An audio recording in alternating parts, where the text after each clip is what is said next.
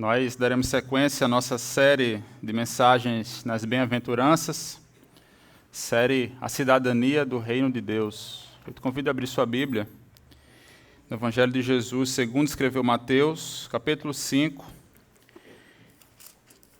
Embora nós iremos tratar apenas de um verso, o verso 7, nós leremos a partir do verso 1. Eu acho que é uma boa oportunidade para decorar, não é? Todas as bem-aventuranças.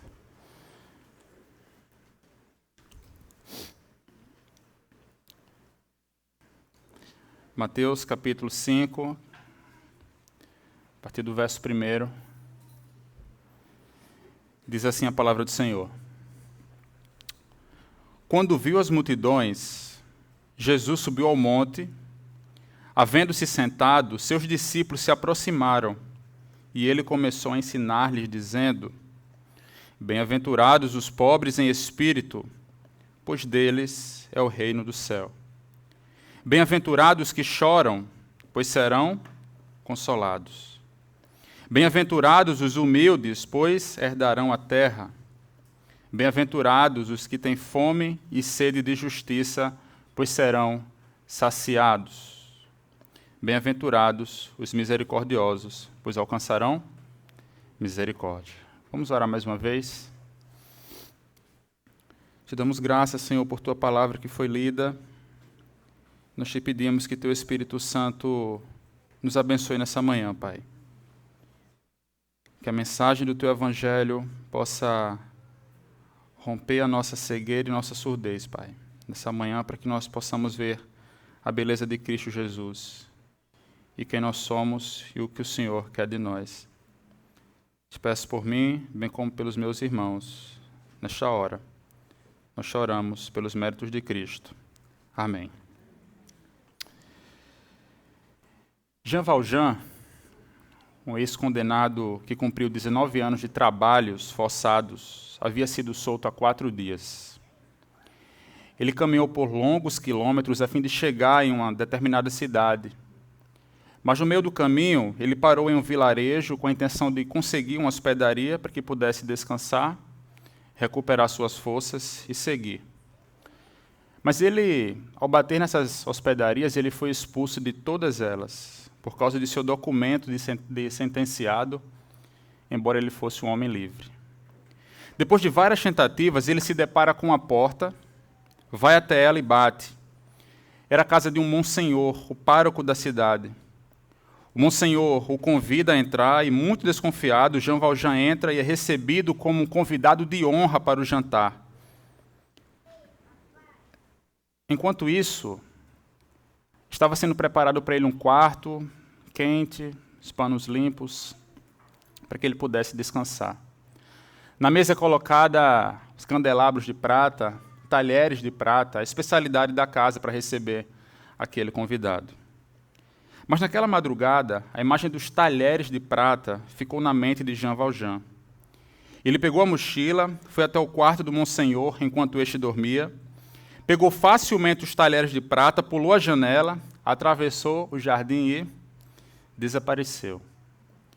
No dia seguinte, enquanto o monsenhor terminava uma refeição, 3 guardas apareceram segurando Jean Valjean, que estava cabisbaixo e envergonhado. Os guardas o haviam pego no final da cidade, desconfiaram dele, abriram a bolsa e viram as peças de prata, de sorte que Jean Valjean havia dito que o padre da cidade tinha dado para ele de presente. E eles levaram lá para conferir. Nesse momento, na casa daquele padre, daquele pároco, o monsenhor disse: Que bom revê-lo, Jean. Por que não levou também os castiçais de prata? O seu esqueceu enquanto guardava os talheres. Então aproximou-se dele e prosseguiu: Não esqueça da promessa de empregar o dinheiro obtido com a venda da prataria em se tornar um homem de bem. Jean Valjean ficou surpreso porque ele não tinha feito essa promessa. E o padre continuou: Com essa promessa, meu irmão, está livre do mal. Sua alma está resgatada. Entregue-a a Deus. Depois disso, Jean Valjean saiu da cidade e à noite sentou-se à beira do caminho, tendo o silêncio interrompido por um menino. o pequeno Gervásio, que brincava jogando para o alto umas moedinhas. Em dado momento, uma dessas moedas caiu perto de Jean Valjean, que pôs os pés em cima dessa moeda, 40 centavos. A criança pediu exaustivamente para que lhe fosse devolvida a moeda, mas ele não arredou o pé. E ainda colocou o menino, o pequeno Gervásio, para correr muito irritado. Após alguns minutos, na escuridão da noite, Jean Valjean arrependeu-se profundamente, viu que havia cometido um destrato, gritou pelo pequeno Gervásio, que não respondeu, e exclamou: eu não passo de um miserável. Há 19 anos, desde o dia em que entrara na prisão, não chorava, e chorou naquele instante. É certo que, com o decorrer dessa história, meus irmãos, Os Miseráveis, escrita pelo escritor francês Victor Hugo, o autor lhe dá novos contornos. Porém, meu ponto com esse recorte é mostrar que um homem que recebe misericórdia só deve agir de uma maneira: com misericórdia. Esse é o sentido que nós veremos na exposição de hoje. Essa ilustração tem tudo a ver com o que diz a nossa bem-aventurança. Bem-aventurados os misericordiosos, pois alcançarão misericórdia. O significado de bem-aventurados aqui, ou no grego makairos, já é por nós conhecido e foi até exaustivamente abordado, né? E é um termo que pode ser melhor compreendido, embora seja traduzido por feliz ou com feliz, pode ser melhor traduzido como abençoado, que significa ser aprovado, nesse caso, aprovado por Deus. Nessa bem-aventurança, o homem abençoado ou aprovado por Deus é o homem misericordioso. Porém, embora essa bem-aventurança esteja em um bloco diferente das anteriores, como nós já pontuamos na semana passada, por exemplo, ela está em conformidade com as demais. Afinal, Jesus ele profere as bem-aventuranças numa sequência lógica e numa sequência espiritual lógica. Todas as bem-aventuranças estão contidas no mesmo sermão, que nós conhecemos como o Sermão da Montanha, Mateus 5, 6 e 7, esses 3 capítulos, né? Jesus não pregou uma bem-aventurança hoje e na semana seguinte, né? Agora eu vou falar a segunda, né? Não. Todas as bem-aventuranças foram no mesmo sermão. E o homem cuja vida reflete essa bem-aventurança é aquele que tem plena consciência, primeiro, da sua miséria espiritual. Ele chora por causa disso e tem sede de justiça, ou seja, ele é misericordioso para com o aflito e necessitado, porque, primeiro, ele se reconhece como um miserável. A audiência de Jesus, ao receber essa palavra, ou essas palavras, esses versos, jamais imaginou uma mensagem assim. O que nós vemos estampado nessas bem-aventuranças é justamente aquilo que o mundo não prega. Afinal, está exposto aqui uma espiritualidade radical demais e contrapõe algumas visões culturais. Por exemplo, havia uma expectativa por parte de alguns grupos de que o Messias viria para libertar o povo de Israel do jugo romano, ou seja, eles esperavam um Messias militarista, um Messias nacionalista, um Messias que viesse com a espada na mão. Mas Jesus vem com um discurso completamente diferente. Ele valoriza, por exemplo, a humildade de espírito. Ora, esperavam um guerreiro, mas a palavra de Jesus é exaltando aquele que tem humildade de espírito. Jesus também prega, valoriza aqui o choro. Jesus valoriza a mansidão e mais tarde ele vai dizer que abençoados são os pacificadores. Todas essas características são tidas como virtudes para Jesus, mas não eram tidas como virtudes naquele tempo. E hoje também não é diferente, né? Assim, contra os padrões esperados por alguns nessa bem-aventurança, Jesus não exalta a vingança, não exalta a disciplina, Jesus também não exalta o poder, mas exalta a misericórdia. Esse foi, eu diria, um banho de água fria em alguns círculos naqueles dias. Mas o que é misericórdia? É a primeira pergunta que nós devemos nos fazer aqui. Não é incomum, ao buscarmos definir esse termo, misericórdia, abordá-la comparando com a outra palavra, né, que é graça. Essa comparação nos ajuda, por demais, para uma melhor compreensão do termo, porque muitas vezes esses dois termos, esses dois conceitos são tidos como sinônimos em alguns casos, embora nós precisamos fazer uma distinção entre eles. Perceba que até na introdução das epístolas pastorais, Paulo começa dizendo: graça, misericórdia e paz da parte de Deus Pai e de Cristo Jesus, nosso Senhor. Isso indica que Paulo também concebia uma distinção entre essas duas palavras. Portanto, nós podemos definir graça como uma resposta amorosa quando não se merece amor. Uma resposta amorosa quando não se recebe ou se merece amor. Enquanto misericórdia é uma resposta amorosa induzida pela situação de infelicidade e completo desamparo daquele por quem se deve demonstrar o amor. Ou seja, a graça responde ao que não tem merecimento, a misericórdia ao necessitado e ao aflito. Assim, pensando nesses termos, biblicamente falando, meus irmãos, a graça ela vai olhar para o pecado em si, para a questão do pecado. A misericórdia vai olhar para aquilo que o pecado produz, para os efeitos do pecado. Enquanto a graça lida com o problema, a misericórdia lida com o sintoma. Porém, é interessante nós percebermos, à luz da Escritura, como a palavra misericórdia se associa com outras palavras, por exemplo, amor e perdão, que em sentido prático acabam por se relacionar. A misericórdia ela é uma expressão do amor e o perdão é fruto da misericórdia. E essas duas palavras também têm conexões entre si. Mas o que precisamos perceber mesmo é que, ao falarmos de misericórdia, não está sendo falado e tratado aqui, ou envolvido aqui, apenas um sentimento, um mero discurso. A misericórdia não é uma mera obra interna, mas principalmente externa. Há um profundo desejo, mas também ação para que a situação aflitiva seja aliviada. Eu penso que o próximo ponto seja nós compreendermos de onde vem essa misericórdia. Alguns tentam interpretar esse verso de forma legalista, não é?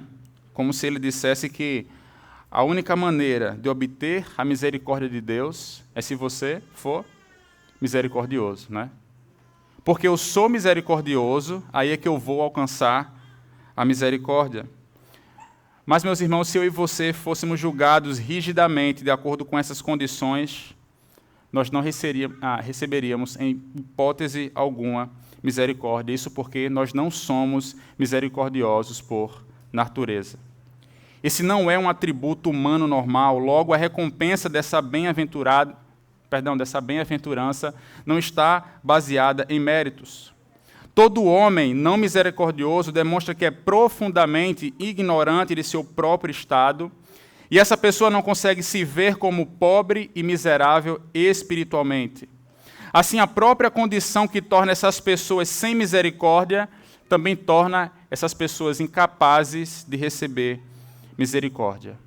Mas, em contrapartida ao homem natural, o cidadão do reino de Deus, o regenerado, ele exerce a misericórdia e só está habilitado a ser de fato misericordioso porque este encontrou a misericórdia e a misericórdia o encontrou. Ele foi alvo da misericórdia divina e, portanto, é impulsionado a ser misericordioso também. Logo, na natureza da misericórdia e do perdão, não pode haver recepção sem doação. É porque eu e você recebemos a misericórdia de Deus que nós devemos também ser misericordiosos para com os outros.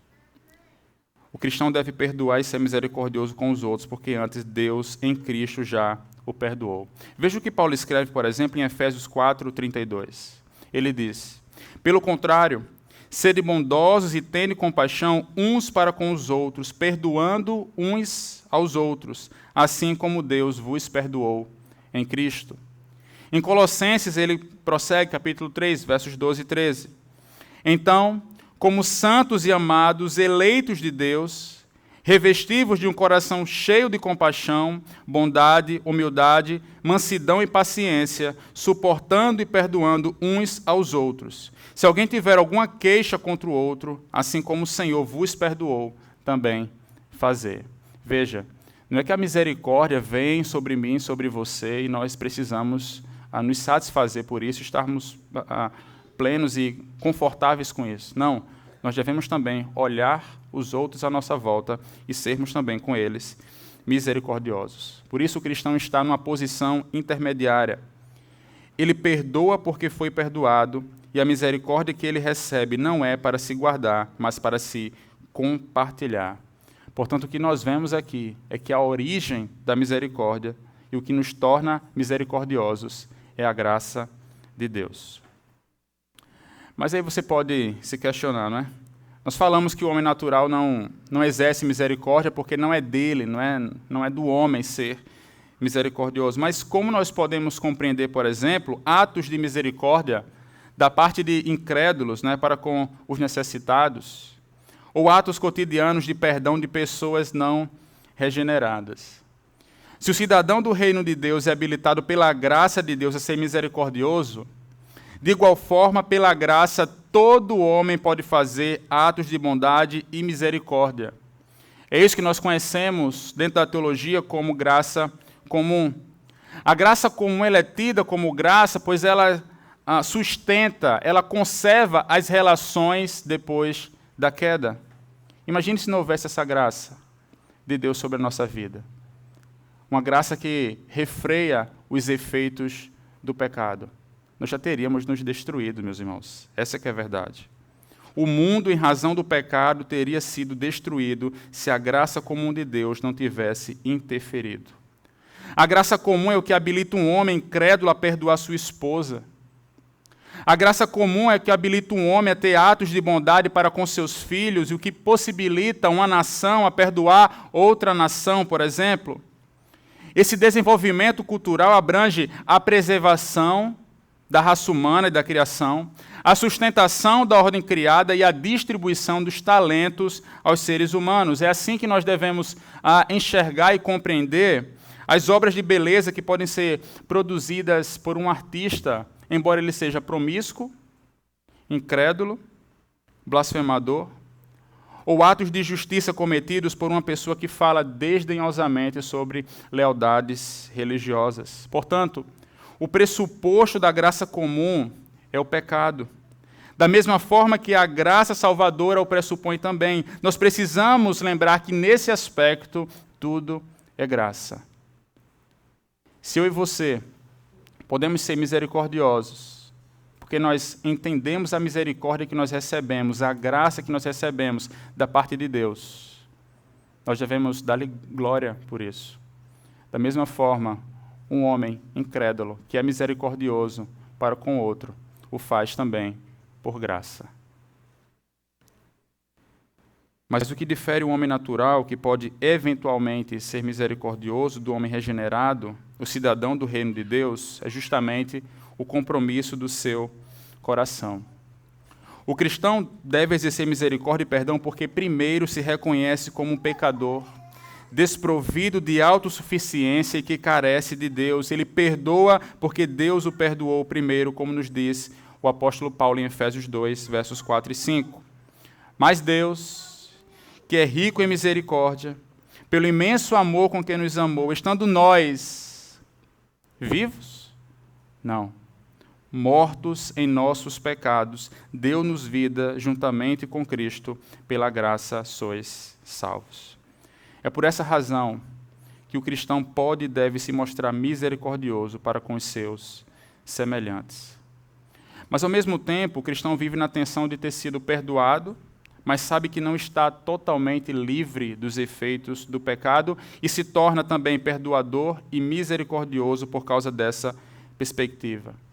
Ele reconhece que todo dia carece do perdão de Deus e, por essa razão, perdoa aqueles que o ofendem. Esse foi um tema, meus irmãos, que Jesus pregou, ensinou durante todo o seu ministério, mas talvez o mais conhecido deles é o que está em Mateus 18. Eu convido você a abrir sua Bíblia.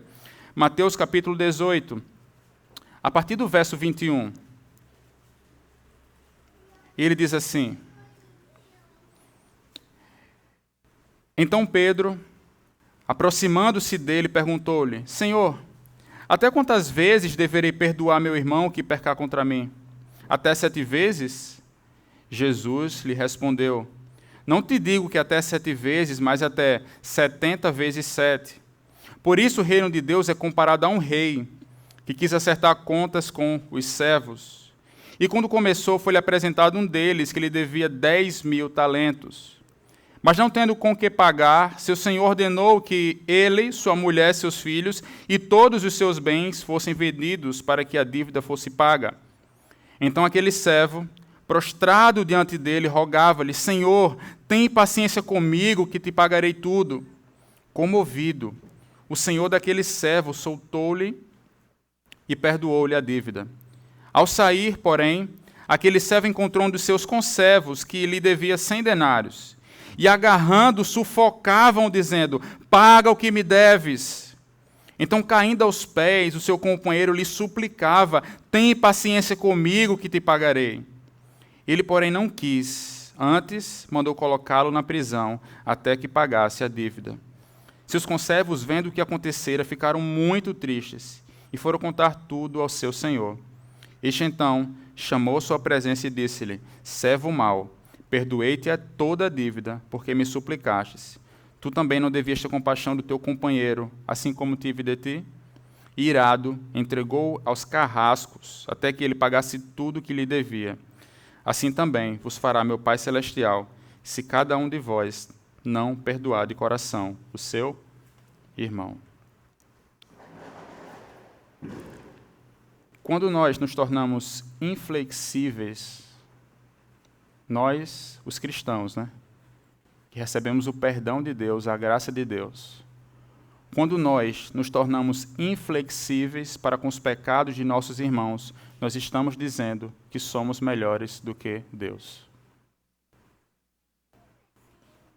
Quando eu e você nos deparamos com alguém arrependido de seu pecado, da sua ofensa que fez contra você, que fez contra mim, mas nós não o perdoamos, nós não deliberamos perdão da mesma forma que Deus fez comigo e com você, nós estamos dizendo que nós somos melhores do que Deus. Nenhum ser humano é capaz de nos ofender como nós ofendemos a Deus, e mesmo assim, Ele decidiu nos perdoar. Você já se perguntou por que você foi alvo do amor e da misericórdia de Deus? Com certeza não é porque eu e você somos melhores do que alguém. Não somos melhores do que ninguém. Paulo responde essa questão de modo enfático em Romanos 9, versos 15 e 16, quando ele diz: porque ele, referindo-se a Deus, diz a Moisés: terei misericórdia de quem eu quiser ter misericórdia, e compaixão de quem eu quiser ter compaixão. Assim, isso não depende da vontade nem do esforço de alguém, mas de Deus mostrar misericórdia. A razão da misericórdia de Deus por nós está única e exclusivamente baseada em sua soberana vontade. Ele viu nosso estado de miséria, nosso sofrimento e teve compaixão de nós. O que eu quero dizer, meus irmãos, é que não há mérito nenhum em mim. Não há mérito nenhum em você para que nós pudéssemos ser alvo de tão grande misericórdia, de tão grande graça, de tão grande salvação. E agora Deus nos concede graça, a graça de sermos misericordiosos, porque o que torna alguém misericordioso, volto a dizer, é a graça de Deus. Mas qual a recompensa aqui desse verso para aquele que é misericordioso? O texto nos diz que são bem-aventurados os misericordiosos, porque alcançarão misericórdia. Para entender o que Jesus está descrevendo aqui, nós precisamos lembrar dos 3 tempos da nossa salvação. Aqui está no futuro. Nós já alcançamos misericórdia no passado, nós recebemos misericórdia no presente e receberemos misericórdia no futuro, no último dia. Assim, a motivação em ser misericordioso não é porque irá receber misericórdia, mas porque já recebeu e recebe e receberá ainda mais no último dia. A misericórdia de Deus é para hoje e para o futuro, como disse o salmista. Bondade e misericórdia certamente me seguirão todos os dias da minha vida e habitarei na casa do Senhor para todo o sempre. No último dia, quando estivermos diante do Senhor, diante de Deus, que julgará, a todos nós receberemos misericórdia por sua única vontade, por sua soberana vontade e por sua graça. Mas a nossa motivação não é porque nós receberemos, mas porque nós já recebemos, nós continuamos a receber hoje e nós receberemos muito e muito mais. A Escritura nos diz que as misericórdias do Senhor se renovam a cada manhã. Será que nós já paramos para pensar sobre isso? Cada vez que abrimos os olhos, cada vez que respiramos, cada vez que levantamos, cada vez que nos alimentamos, isso é fruto da misericórdia de Deus. O profeta Jeremias bem disse que a bondade do Senhor é a razão de não sermos consumidos. As suas misericórdias não têm fim, renovam-se a cada manhã. Grande é a sua fidelidade. Essa promessa, meus irmãos, se cumprirá e se cumpre hoje ainda por conta da fidelidade de Deus. Se todos os dias nós somos alvos de tão grande misericórdia, no último dia, quando haveremos de encontrar com Ele no reino celestial, a despeito dos nossos pecados, permaneceremos de pé diante do seu trono. Por quê? Por causa do perfeito e mais belo exemplo de misericórdia. O maior exemplo de misericórdia foi o envio do Filho unigênito ao mundo, por parte do Pai, ou seja, a própria vinda do Filho de Deus, Cristo Jesus. Deus viu o nosso estado deplorável, viu o nosso sofrimento, e a despeito de sermos apenas transgressores da lei, foi precisamente a sua misericórdia que o impeliu a agir em nosso favor. Assim, Cristo Jesus, o Filho de Deus, veio e cuidou de nossa mísera situação. Ele morreu em nosso lugar. Ele morreu a nossa morte, para que nós tivéssemos vida. Não houve apenas um olhar divino. Eita, ó, são miseráveis, coitados. Né? Não houve apenas um olhar, não foi apenas uma ideia, mas teve ação. A misericórdia foi prática e como deve ser. A misericórdia ela deve ser prática. Pensando em termos mais práticos, eu finalizo com 2 pontos. O primeiro é justamente apontar que ser misericordioso tem a ver com compaixão e ação no sentido físico. Uma pessoa misericordiosa, ela vê a aflição ou a angústia de uma pessoa, né, que uma pessoa está passando. Ela responde internamente com um coração de compaixão em relação ao outro. Ela externa isso com uma ação que visa aliviar a situação de outra pessoa. Ela exerce misericórdia independente das diferenças físicas, religiosas ou de afinidades, né, se é seu amigo ou seu inimigo. Isso nós aprendemos do próprio ministério de Jesus. Ele não apenas pregou sobre misericórdia, a misericórdia fazia parte do seu ministério. À luz dos evangelhos, nós vemos que ele curou doentes, curou enfermos, que ele foi sensível às necessidades dos outros, agiu gentilmente com os que são fracos, foi generoso com os que são pobres e estava sempre disposto a perdoar quem o ofendeu. Isso nos ensina, meus irmãos, porque nós precisamos estar sensíveis às necessidades à nossa volta. A agenda de Jesus nunca esteve cheia a ponto de ele ignorar as necessidades à sua volta. Nós precisamos estar sensíveis também. É isso que o cidadão do reino deve fazer. Alguns trabalham arduamente para vencer a sua mesquinhez a fim de serem mais gentis, mas a bênção ela não reside apenas em praticar um ato isolado de misericórdia, mas em ser misericordioso em disposição. É um ato contínuo, assim como é constante o amor e a misericórdia de Deus por nós. Mas, em segundo lugar, ser misericordioso tem a ver com compaixão e ação no sentido espiritual. O homem tem necessidades físicas, sim, como nós vimos, mas a maior necessidade do homem é espiritual, pois, como nós vimos, todo homem está morto em seus delitos e pecados. Portanto, o resultado imediato para todo misericordioso é chorar sinceramente por aqueles que não têm fome e sede de comida? Não. Mas chorar por aqueles que não têm fome e sede de Deus. Assim, todo cristão, meus irmãos, e toda teologia, que enfatiza apenas o aspecto físico, que prega a salvação apenas como algo material, para que nessa vida, não se importando com o espiritual, não está exercendo a plena misericórdia, embora levante essa bandeira e embora se engaje nisso, né? Mas como nós podemos exercer essa misericórdia no sentido espiritual? Orando e pregando o Evangelho. Nós oramos porque confiamos que a Deus pertence a salvação. Só Ele pode mudar o coração do homem. Nós pregamos o Evangelho porque somente a mensagem do Evangelho pode abrir os olhos de um homem para enxergar o tamanho dos seus pecados e a graça de Deus.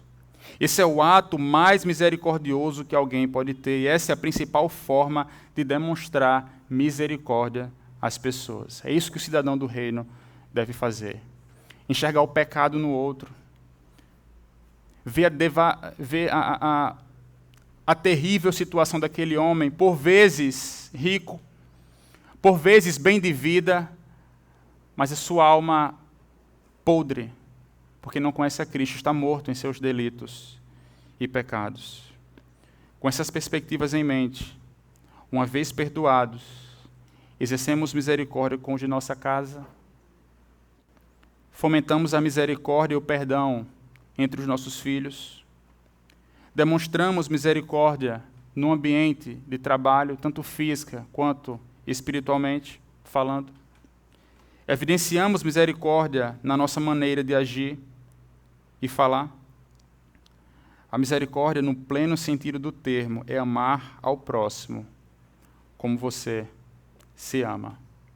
Se você foi alvo da graça de Deus, você reconhece o problema do pecado em você, você também deve fazer algo para que a outra pessoa se veja livre dessa situação, orando e pregando o Evangelho, porque ao Senhor pertence a salvação. Devemos nos entristecer pelo pecador, mesmo que esse pecador tenha nos ofendido. Devemos sentir compaixão de todos aqueles que estão e continuam sendo iludidos pelo mundo, pela carne e pelo diabo. Esse é o grande teste, como disse Martin Lloyd Jones. Nós devemos fazer isso. Somente a graça de Deus pode tornar-nos, de fato, misericordiosos. É isso que ensina a nossa bem-aventurança, e é isso que Deus espera de nós. Vamos orar?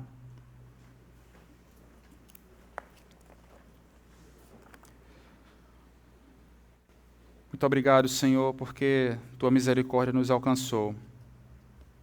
Te louvamos porque nós só estamos aqui agora, porque o Senhor nos amou primeiro.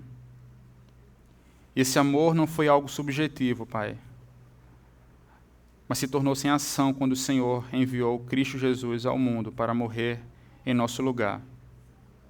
E hoje nós celebramos tão grande misericórdia, Pai, pois nós celebramos o túmulo vazio.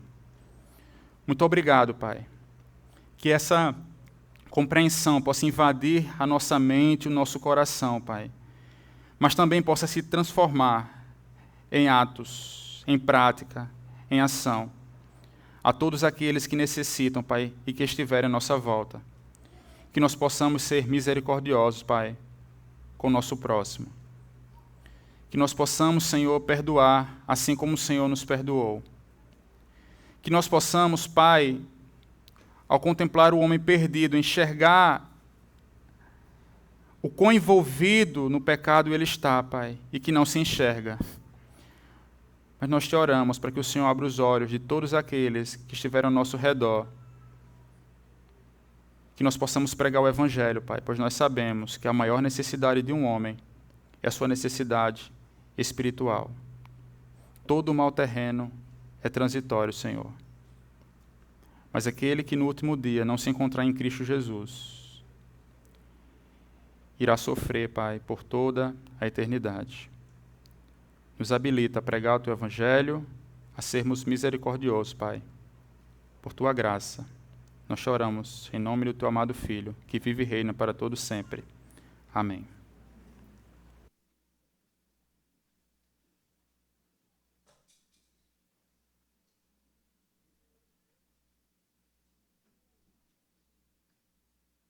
Quero te convidar a ficar em pé. Nós vamos entoar uma última canção.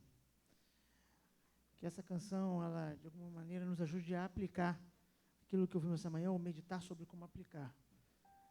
Nosso desejo deve ser que o Senhor, Ele próprio, revele a nós o quanto nós não somos naturalmente misericordiosos.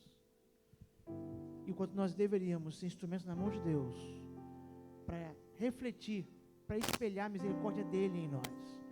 Para outras pessoas ser instrumentos na mão dEle, sermos úteis à mão do Senhor. Para que outros conheçam, não o quão misericordiosos nós somos, mas para que outros vejam o como nosso Deus é misericordioso conosco e em nós com eles. Vamos então entoar essa canção, entendendo e desejando que o Senhor aplique, nos ajude a aplicar aquilo que ouvimos nessa manhã.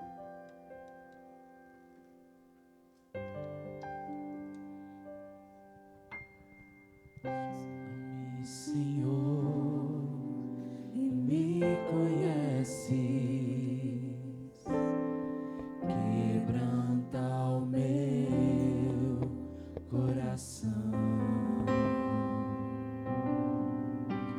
transforma-me conforme a tua palavra e enche-me até que em mim se ache só a ti. E então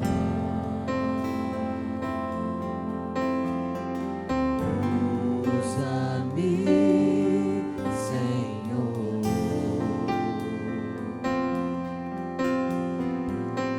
usa-me como um farol que brilha à noite, como ponte sobre as águas, como abrigo no deserto, como flecha que acerta o alvo. Quero ser usado da maneira que te agrade, em qualquer hora e em qualquer lugar.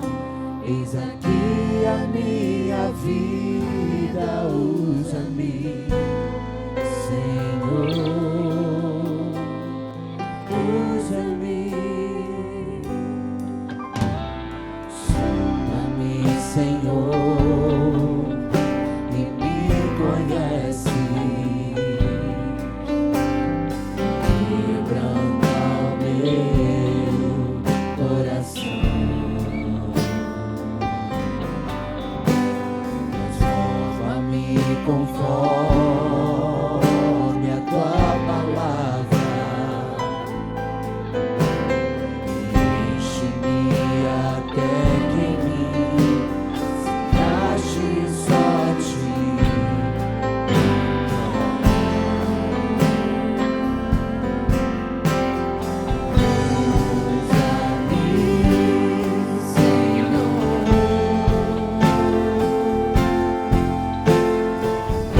Usa-me, como um farol que brilha à noite, como ponte sobre as águas, como abrigo no deserto, como flecha que acerta o alvo. Eu quero ser usado da maneira que te agrade, em qualquer hora e em qualquer lugar.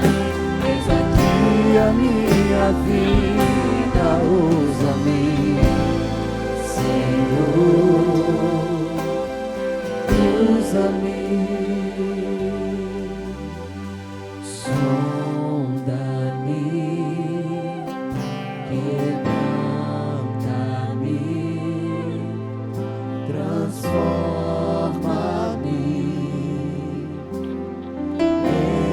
enche-me e usa-me, sonda-me,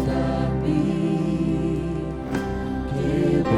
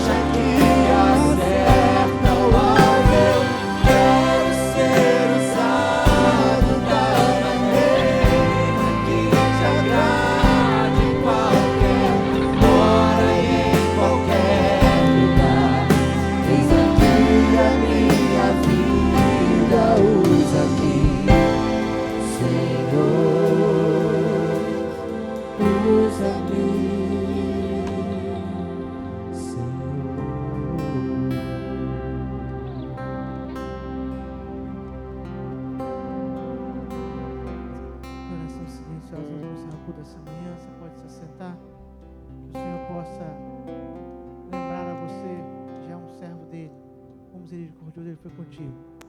Então te enche dessa convicção e te use como um agente para propagar a misericórdia do Senhor às outras pessoas. Deus abençoe. À noite, Deus permitindo, estaremos aqui para cultuar e bendizer o nome do Senhor.